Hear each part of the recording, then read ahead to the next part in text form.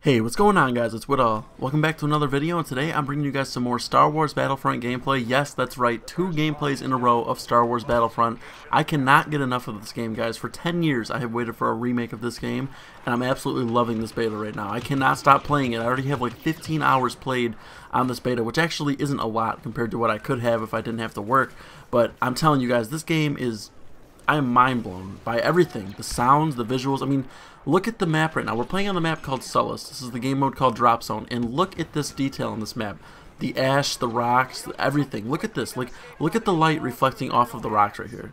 Tell me that doesn't look better than life. I can't even get over just the visuals alone in this game. But anyway, jumping into this gameplay, you guys are watching some Drop Zone on the map Sullust. This is a new planet. It's only available on Drop Zone as of right now.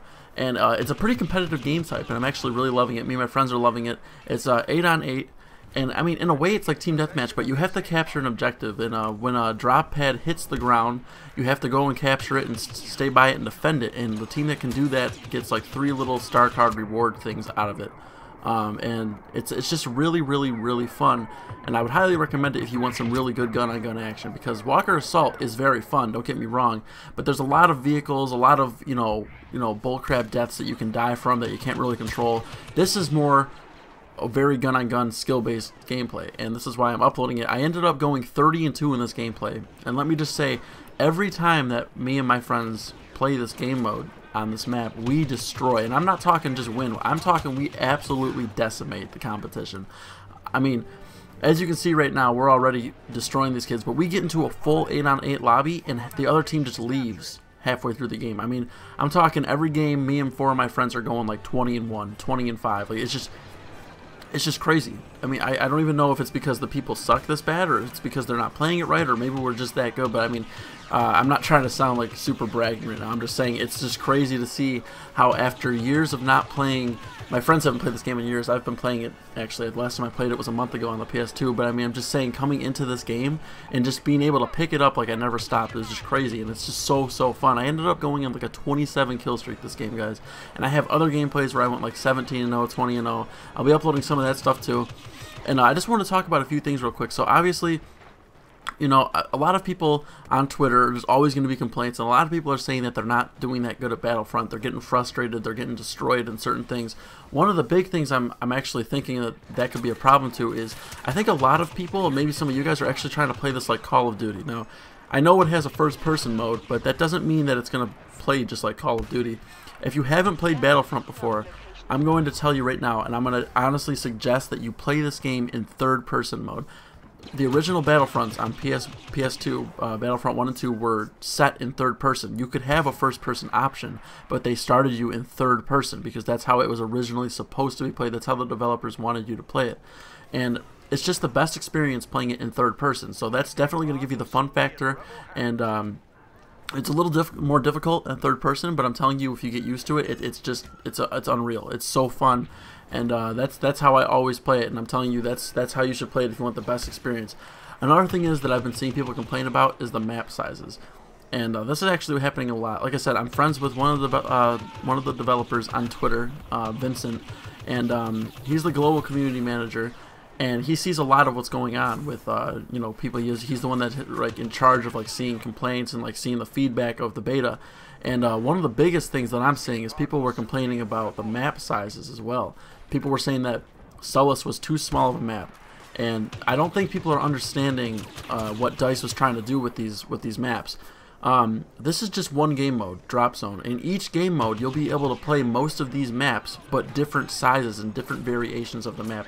If you look on the outer sides of the map, there's certain parts that are blocked off right now. But maybe as the game goes forward and you get into different game modes, you may be actually able to access those other parts of the map. Like I said, Walker Assault is meant for giant gameplay, and the game mode Supremacy is actually supposed to have the biggest maps.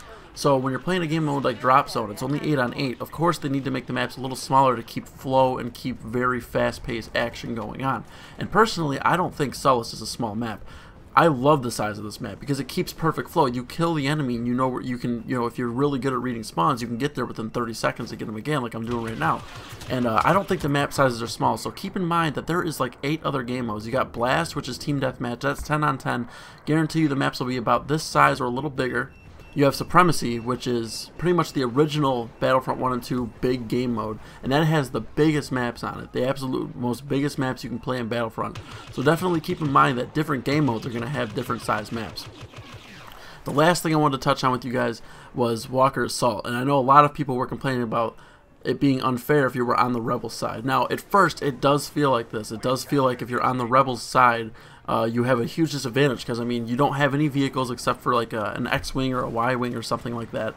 You're stuck in the Echo base. You've got AT-ATs and AT-STs coming at you from, one direction pushing at you, and it just seems impossible, right? But honestly, it's actually not unfair. And to be honest with you, the Rebels are at a disadvantage. That's how it was in the movies. That's the whole point of making it amazing how they were able to defeat the Imperials, because they were at such a huge disadvantage. And the biggest way to beat the Imperials, if you're on the Rebel side, is use the turrets. Obviously, you want to activate your uplinks, so you want to defend those, and then use your turrets when the shields go down on the AT-ATs so you can actually take them out. And also, the biggest thing is if you have people that can pilot the snow speeders perfectly, if you can actually have a few people on your team that can use those, you can just use the cables to wrap up the legs of the AT-ATs and take them out. I was in a game with a couple guys, random people, and we won the game with the Rebels before the freaking AT-ATs even got past the Echo base. It was crazy. They wrapped up the legs and it was over. It was a wrap. It was done. We won that fast, and that's because they were able to use those snow speeders. And that just shows you right there that there is no disadvantage if you have people that can actually do really good jobs with snow speeders and work together to get certain things done. But anyway, guys, I just wanted to touch on a few things with Battlefront, clear up a few things if people were getting a little upset over a few things. I'm telling you guys, this game is going to be amazing when it launches. I mean, if a beta is this good, if a beta can make you want to play this much, picture the real game. This beta, more fun than any game I have right now on PS4. Any game. There's not a single game I'd rather play right now. I'm playing this game non-stop until the beta is over. And I was lucky to have it for almost a week. I'll have it for about 6 to 7 days when the game's over. But anyway, guys, thank you very much for watching. I hope you guys enjoyed this video. Stay tuned for some more Battlefront gameplay, as well as a few Call of Duty videos coming up in the future. I went 30-2 this game. I hope you guys really enjoyed. Anyway, thank you guys very much for watching, and as always, thanks for stopping by.